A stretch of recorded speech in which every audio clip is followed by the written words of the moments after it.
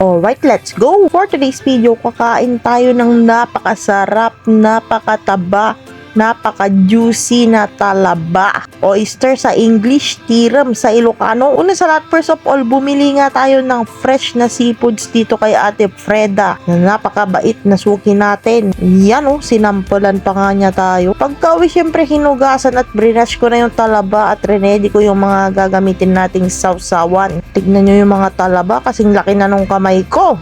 Fresh itong mga oyster na kakainin ko. Hindi ko linamawan sa mainit na tubig para kilawin talaga na fresh na fresh. Alright.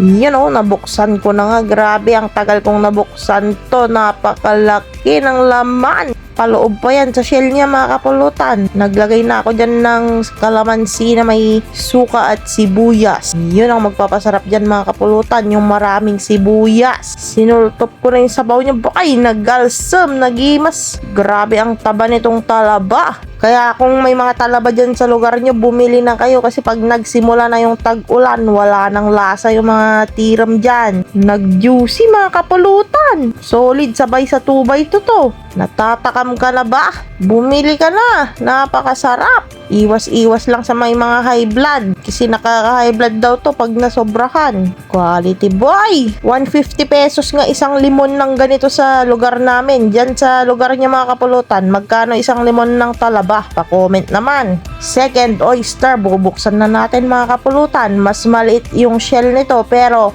yung laman, kamehame wave!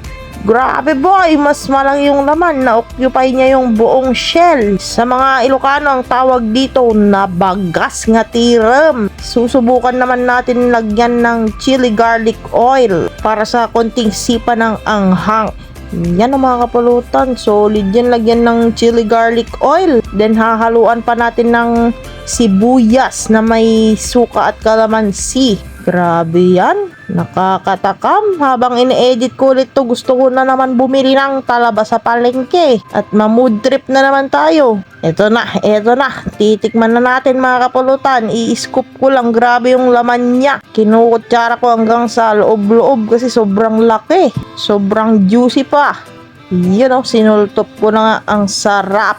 Kakainin ko naman to from the shell para damang-dama ko. Ay, grabe boy! Solid yung anghang ng chili oil at yung sibuyas, pati yung juiciness ng tiram. Manamis-namis na maalat-alat na maasim-asim. All-in-one flavors na nasa bunganga ko na hindi ko na ma-explain. Napaka-solid ang tataba ng talaba. Pa-comment naman, mga kapulutan, kung ano bang pwedeng ilagay natin sa talabas for the next video bago magsimula ang tag-ulan. Kung nag-enjoy kayo at natakam, mga kapulutan, pa-follow naman yung ating page. Like, comment, share na rin. Alright?